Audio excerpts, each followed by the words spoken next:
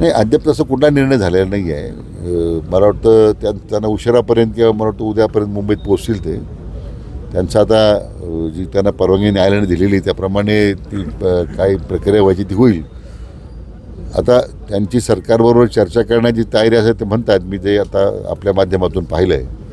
आम्ही आमची तीच भूमिका आहे. आम्ही सुद्धा काही प्रतिष्ठेचा प्रश्न केलेलाच नाही हा. आम्ही सुद्धा चर्चा करायला तयार आहोत. पण आता उद्या मुंबईत आल्यानंतर मग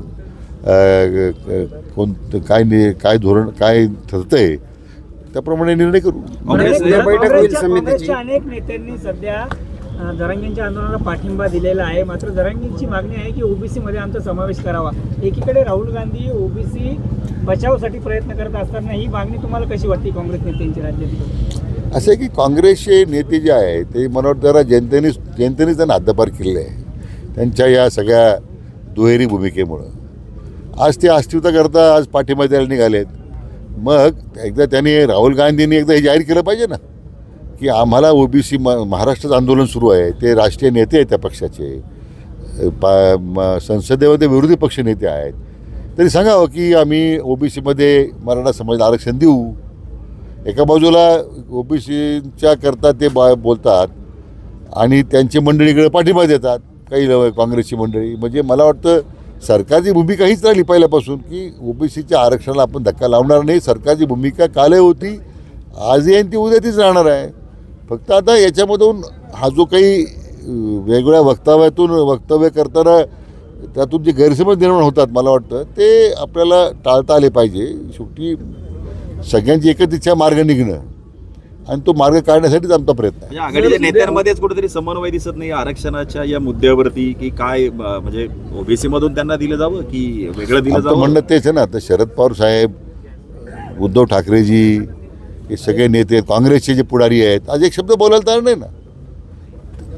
त्या पक्षाने भूमिका जाहीरपणे मांडली पाहिजे की आम्ही आरक्षण या पद्धतीने द्यायला आम्ही देऊ, आरक्षण या पद्धतीने दिल्यास आमचा पाठिंबा राहील. काहीतरी बोला ना. मला वाटतं सगळेजण चुप्पी साधून आहेत आणि त्यातून म्हणजे ज्यांच्या सत्तेमध्ये असताना ज्यांच्यावर दायित्व होतं ते निभावलं नाही आणि आज मात्र सोयीप्रमाणे त्यांनी गप्प बसण्याची भूमिका घेतलेली आहे या सगळ्या लोकांनी.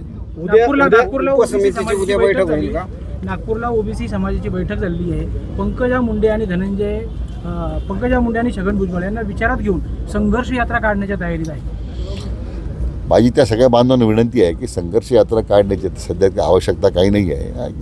हा जो मर्यादित मुद्दा जो आहे मान्य जरांगे पाटलांचा उपस्थित झालेला त्याच्यामध्ये एकदा मार्ग निघाला मला वाटतं. तो आपण पहिल्यापासून एक भूमिका आहे की ओबीसीच्या आरक्षणाला कुठं धक्का लागणार नाही आहे. मग त्यासाठी त्यांनी संघर्ष यात्रा काढण्याचं काय कारण काय मला कळलं नाही. उद्या उपसमितीची बैठक होणार आहे. तुम्ही मुंबईला जाणार, तुम्ही उद्या मुंबईला जाणार नाही. उद्या बैठक होणार नाही.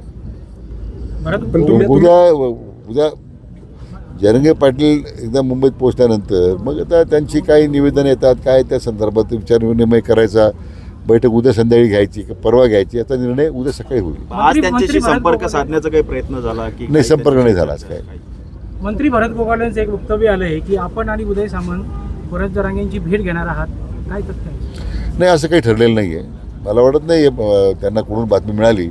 परंतु उदय सामंत जे आहे त्यांचं माझं बोलणं झालं ऑलरेडी त्याच्यामध्ये आणि आपण चर्चा जर आपल्याला त्याची तयारी असेल आंदोलनकर्त्यांची तर आमची चर्चेची आपली तयारी आहेच आहे. ही शासनाची भूमिका पहिल्यापासून जाहीर आहे. मनोज जरांगेंचा ताफा जो आहे तो नारायणगावच्या पुढे सरकलेला आहे. हजारो मराठी बांधव जे आहे त्या दिशेने कूच करताय मुंबईच्या दिशेने. कोणाला तरी पुढाकार घ्यावा लागेल ना. जरी जरांगे साहेबांनी कोण नाही आलं. असं आहे की जरांगे पाटलांनी जाहीरपणे ते चर्चा करण्यामध्ये तयारी दाखवलेली आहे. म्हणून मी म्हटलं की आमची तयारीच आहे ना. आता त्यानंतर मुंबईत गेल्याशिवाय चर्चा होणार नाही. एकदा मुंबईत पोहोचल्यानंतर मग जो काही समन्वय त्या आंदोलनकर्त्यांबरोबर करून किंवा मान्य जरांगे पाटलांच्याबरोबर करून मग निर्णय करू ना. मुंबईत असणार आता ठरेल उद्या काय कसं उद्या त्या कधीपर्यंत पोहोचतायत, चर्चा कधी होणार आहे. भास्करराव जाधव म्हणतात की सरकार जे आहे ते वारंवार मनोज जरांगेंना फसवत आहे. भास्कर हा प्रश्न उद्धव ठाकरेंनी विचारला पाहिजे ना. 2.5 वर्ष मंत्रिपदाच्या कारकिर्दीमध्ये त्यांनी का मग 16% मिळालं. सुप्रीम कोर्टात आरक्षण जे देवेंद्रजींनी दिलं होतं फडणवीस साहेबांनी ते रद्द झालं.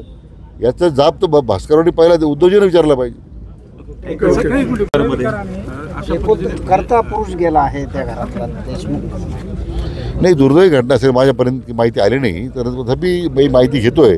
परंतु निश्चितपणे त्या कुटुंबाला मदत करणं, जसं आपण आंदोलन करताना ज्या काही दुर्दैवानं जे आंदोलक मृत्युमुखी पडले आहेत, आपण त्यांना प्रत्येकी 10 लाख रुपये द्यायचा आपण निर्णय केला होता. अशा पद्धतीने आपण त्या निधीचं, त्या मदतीचं वाटपसुद्धा पूर्ण झालेलं आहे. पण ही दुर्दैवी घटना आहे, माहिती घेऊ, पण शासन निश्चितपणे त्यामध्ये मदत करण्याचा विचार करेल. गर्दी आहे, मराठा आंदोलक मोठ्या संख्येने सहभागी होत आहे, काय आव्हान तुमचं असेल? नाही, माझी हीच विनंती सगळ्या आंदोलन करताना आहे की आपण शांततेने जा. सरकार कुठे आटकाठी त्यांना आणत नाही. सरकार तुमची पूर्ण भूमिका ऐकून घ्यायला तयार आहे. शांततेनं आपण जाऊन आपला एक, जसं 58 मोर्चामधून आपण आपलं एक वेगळेपण सिद्ध केलं, जगामध्ये चर्चा झाली. मला वाटतं हे आंदोलन त्याच पद्धतीने शांततेच्या मार्गाने जर गेलं तर निश्चितपणे लोकांचं सुद्धा पाठबळ आपल्याला मिळेल, याच्याबद्दल मला विश्वास आहे.